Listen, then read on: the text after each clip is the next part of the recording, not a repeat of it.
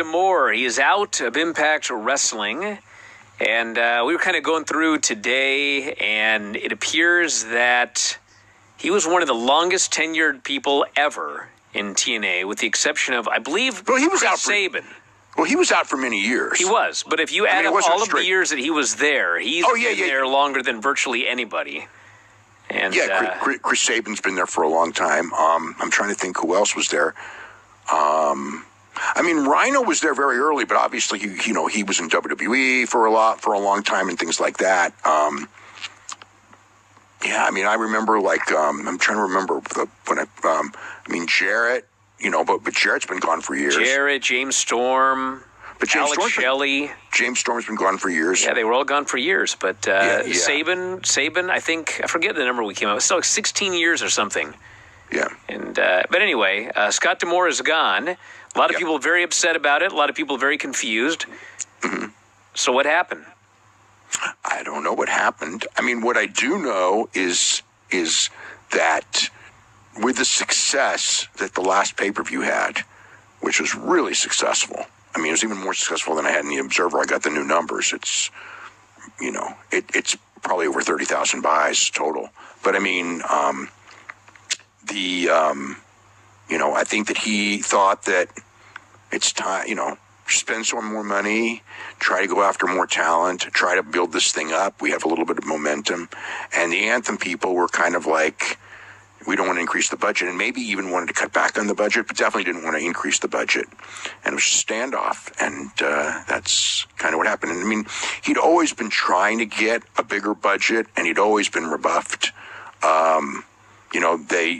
When Anthem bought the company, the company was in tatters. It was like ready to fold. And,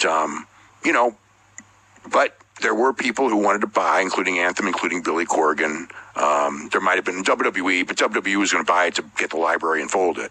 So, they weren't going to keep it going. But those were the key people that were looking to buy when the Carters were done with this thing. Anthem made the better offer than Corgan. And, what Anthem's thing was is they just wanted programming. It was the number one show on the Fight Network, which Anthem owned. So they just wanted programming they wanted to keep their number one show.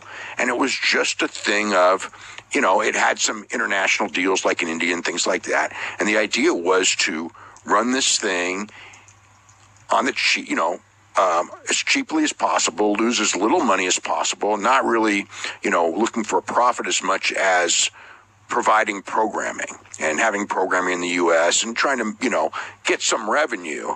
But, it wasn't, they weren't looking at fighting Vince McMahon. And when AEW came, they weren't looking at trying to maintain number two. They weren't even, really looking at beating Ring of Honor, to be honest, at the beginning.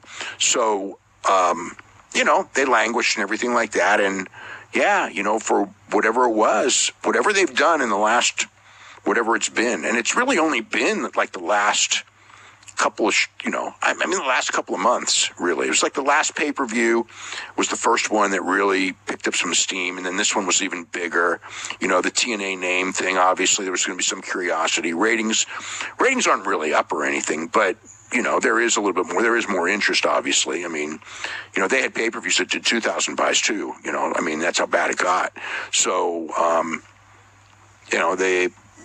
it was coming back. It was getting more popular, but their whole thing was to just provide, have a product, tape television, to fulfill your pay-per-views, your streaming stuff, and to do it as cheaply, essentially as cheaply as possible.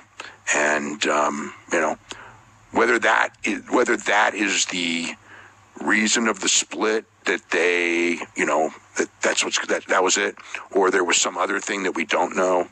I'm sure it'll be out in the next couple of days, but that's the only thing that I've been told by, people is that, that was a dispute that he had with management.